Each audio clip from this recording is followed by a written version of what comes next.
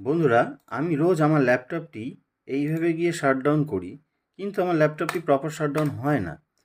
তো এইখানে আপনি দেখতে পাচ্ছেন, আমি আমার ল্যাপটপের টাস্ক ম্যানেজারে গিয়ে যখন পারফরমেন্স ট্যাবে গিয়ে চেক করছি, তো দেখাচ্ছে যে আমার ল্যাপটপটি 17 দিন 22 ঘন্টা ধরে অন রয়েছে, যেখানে কিন্তু আমি প্রপার শাটডাউন করতাম।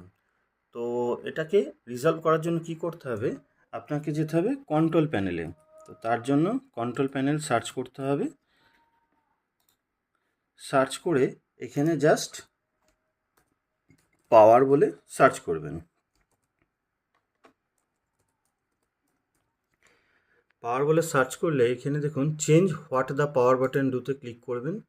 ক্লিক করে change setting that are currently unavailable করে জাস্ট এই যে অপশানটি দেখতে পাচ্ছেন এটিকে আনটিক করে দেবেন, করে সেভ চেঞ্জ করে রিস্টার্ট করে দেবেন। তো দেখবেন আপনার ল্যাপটপটি একদম